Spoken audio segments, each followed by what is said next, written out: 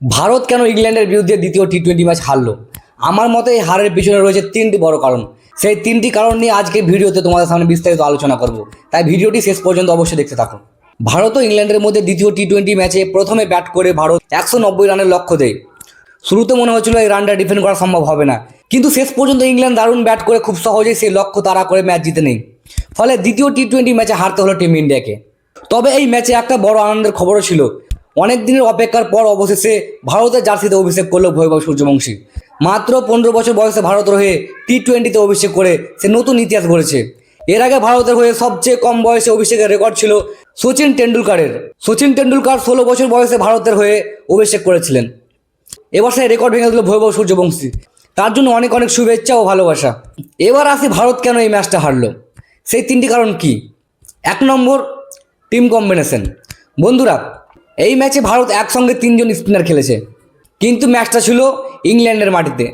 সবাই জানে ইংল্যান্ডে উইকেট পেস বলাররা বেশি পায়। সেখানে 3 জন স্পিনার খেলানোর সিদ্ধান্ত অনেকের কাছে অবাক করার মতো।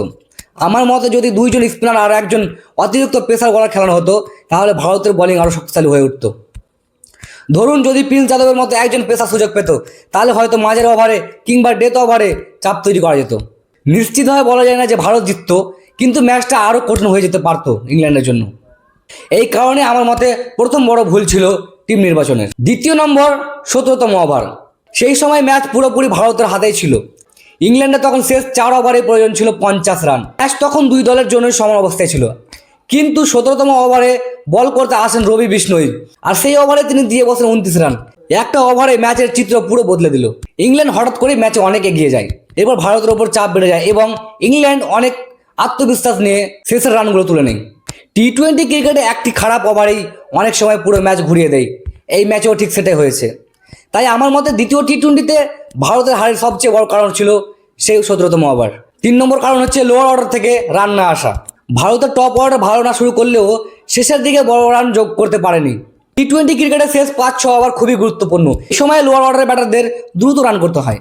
আগে যখন সূর্যকুমার যাদব অধিনায়ক ছিলেন, তখন লোয়ার অর্ডারে হার্দিক পান্ডিয়া ছিলেন, রিঙ্কু সিং ছিলেন এবং শিবম দুবের মতো ব্যাটাররা নিয়মিত ভালো রান করেছেন। শেষের দিকে 40-50 রান খুব সহজে উঠে যেত, কিন্তু এখন সেই জায়গায় ধারাবাহিক রান দেখা যাচ্ছে না।